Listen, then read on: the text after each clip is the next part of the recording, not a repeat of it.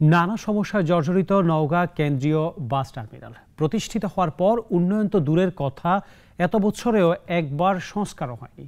2 বছর ধরে টার্মিনাল ভবনটি পরিত্যক্ত, নেই যাত্রী সেবার ন্যূনতম সুযোগ সুবিধা।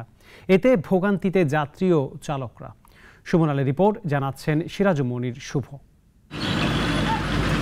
শহরের যানজট নিরসনে 80-র দশকে নওগাঁর বাস টার্মিনাল স্থানান্তর করা হয় বালুডাঙ্গায়। তবে বর্তমানে টার্মিনালটির জরাজীর্ণ দশা।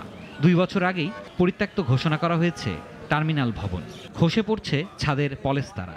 বিকল্প না থাকায় ঝুঁকিপূর্ণ ভবনেই চলছে কাজ। এছাড়াও টার্মিনালে নেই কোনো যাত্রী ছাউনি, টয়লেট, এমনকি পানির ব্যবস্থা। যেখানে সেখানে ময়লার স্তূপ। এ নিয়ে ক্ষোভের শেষ নেই যাত্রী ও চালকদের। কখন যে কার উপর মাথায় পড়বে আর কার জীবন যে এভাবে যাবে, এটা বলাই খুব মুশকিল। আমরা একটা যে টয়লেট সারবো সেই রকম কোনো জায়গা নাই, যাত্রী ছাউনি নাই বা গাড়ি ঘোড়া রাস্তার উপরে নামা উঠা বসা চলাফেরা।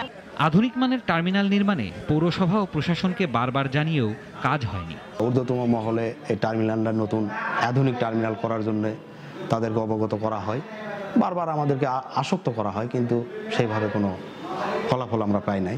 টার্মিনালের ডিজাইন রেডি, দ্রুতই নির্মাণ কাজ শুরু হবে জানালেন পৌর মেয়র। এটা আমরা কয়েকটি নতুন প্রকল্পে আমরা এটা সাবমিট করেছি।